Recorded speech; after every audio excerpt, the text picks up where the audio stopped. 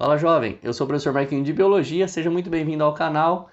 Nós vamos continuar a revisão do Enem com a questão 131 que caiu na prova de 2022.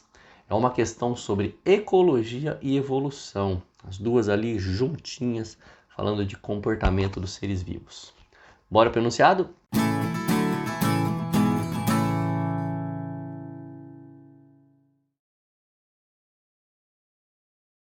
Desde a proposição da teoria da seleção natural por Darwin, os seres vivos nunca mais foram olhados da mesma forma. No que diz respeito à reprodução de anfíbios anuros, os cientistas já descreveram diferentes padrões reprodutivos, como os exemplificados a seguir. Então nós vamos falar de padrões reprodutivos de anfíbios do grupo dos anuros. Anuros são os anfíbios que não possuem cauda, tá bem? Existem os anfíbios que possuem cauda, que são os urodelos, e aqueles que não têm patas, que são os ápodes. Anfíbios sem patas, cobra cega. Anfíbios com cauda, salamandra.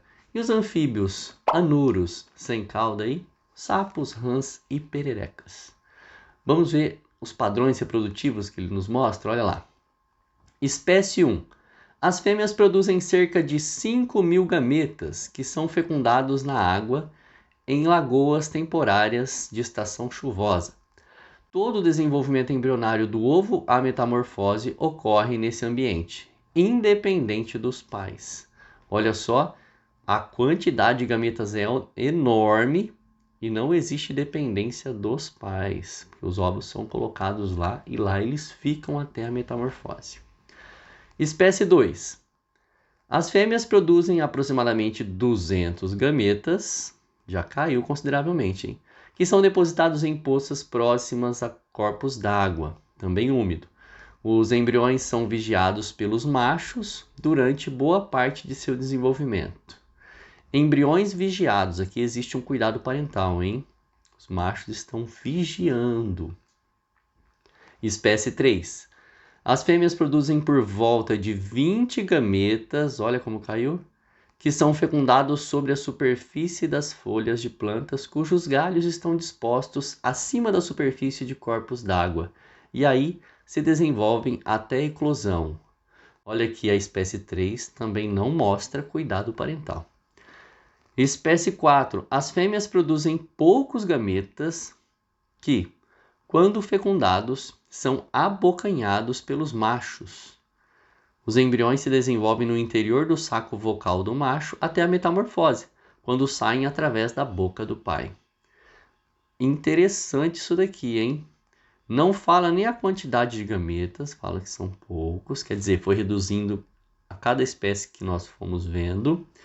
E existe os machos que abocanham os filhotes para que eles se desenvolvam dentro do seu organismo. Aqui tem cuidado parental. Percebam que nós vimos cuidado parental na espécie 2 e na espécie 4. Na 1 e na 3 não teve cuidado parental. Isso é interessante como estratégia reprodutiva, hein? Tanto é que as estratégias reprodutivas aqui mostradas podem ser classificadas em 3 grupos, ó. Quantidade de gametas, como vocês estão vendo aqui, tipos de fecundação e cuidado parental ou não. Mas vamos lá para o comando da questão. Os padrões descritos evidenciam que, letra A, as fêmeas influenciam o comportamento dos machos. Não. As fêmeas não influenciam o comportamento dos machos, tanto é que na espécie 1 e na espécie 3, os machos não têm nem cuidado parental. Tá bem? Então, sem chance. Letra B. O cuidado parental é necessário para o desenvolvimento. Realmente, na espécie 2 e 4, sim. Mas em todas elas, não. Então, vamos desconsiderar a letra B, porque é só na espécie 2 e 4. C. O grau de evolução determina o comportamento evolutivo. Esse erro aqui é sempre cometido pelos alunos. Pessoal, não existe animal mais evoluído do que outro. Não existe um ser mais evoluído do que outro, tá? A evolução é o conjunto de transformações que as espécies sofrem ao longo da sua existência. Então, todos os seres vivos, viventes hoje, são evoluídos, tá bem? A diferença que nós temos entre um e outro, entre uma espécie e a outra, é uma diferença adaptativa. Eu não posso falar que a espécie 1 de anfíbio ali é mais ou menos evoluída que a espécie 2, ou do que a 3, ou do que a 4. Todas elas são evoluídas, porque elas vivem hoje.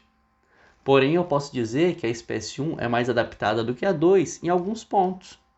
E a 2 é mais adaptada do que a 1 em outros pontos. Vamos dar um outro exemplo fora dessa questão. Ó.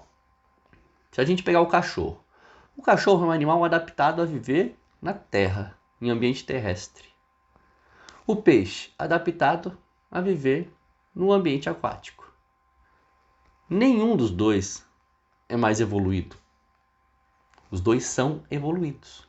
O peixe não é mais evoluído que o cachorro não é mais evoluído do que o peixe. O que nós podemos dizer é que o cachorro é mais adaptado a sobreviver no ambiente terrestre do que o peixe, enquanto o peixe é mais adaptado a sobreviver no ambiente aquático em relação ao cachorro.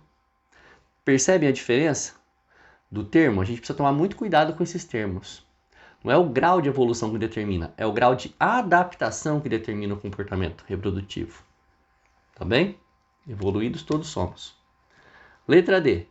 O sucesso reprodutivo pode ser garantido por estratégias diferentes. Com certeza essa é a nossa resposta. Nós vimos 4 estratégias, consequentemente, cada um de cada espécie. Então vocês perceberam que os padrões reprodutivos todos deram certo. Todos estão dando certo.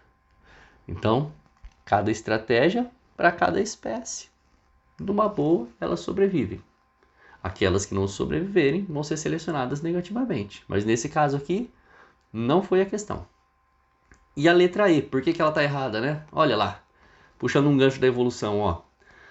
O ambiente induz modificação na produção no número de gametas femininos. O ambiente induz. Isso daqui é lamarquismo. E não responde essa questão. Por quê, professor? Porque essa questão, olha lá, ó, é uma questão darwinista. Eles estão considerando as ideias de Darwin, onde os seres mais adaptados sobrevivem e os menos adaptados são selecionados negativamente. Quando eu falo que o ambiente induz modificação na produção de número de gametas femininos, que nem está falando nessa letra E, eu estou considerando a ideia de Lamarck, aquela ideia do transformismo. O ambiente modifica o ser vivo e o ser vivo, consequentemente, passa isso para os seus descendentes. Isso é um tipo de evolução sequencial, não uma evolução em cladogênese, tá? Não faz parte dessa questão, por isso essa alternativa cai fora do nosso radar, beleza? Porque legal, uma questão de ecologia / evolução, dando para resgatar aí vários assuntos, principalmente o cuidado parental, os tipos de fecundação e a quantidade de gametas, que está relacionado, obviamente, com a capacidade de proteger ou não essas células, né? Quanto menor é a proteção das células, mais água esses gametas precisam. Quanto maior a proteção das células, menos água esses gametas precisam, porque eles ficam dentro do corpo dos seres vivos. Tá? Aqui vale a pena relembrar aquele conceito bem básico de fecundação. Fecundação interna e fecundação externa. Animais terrestres apresentam fecundação interna, principalmente. Não pode jogar seus gametas ali na terra. Animais aquáticos apresentam um maior número de espécies com fecundação externa, jogando seus gametas no meio ambiente. Beleza? Espero que você tenha gostado. Se gostou, compartilhe a aula com um amigo. Deixe o seu joinha aí e confira se é inscrito no canal. Se não for inscrito, se inscreva e ative o sininho para receber as notificações. Vou ficando por aqui. Beijos e abraços. Fui!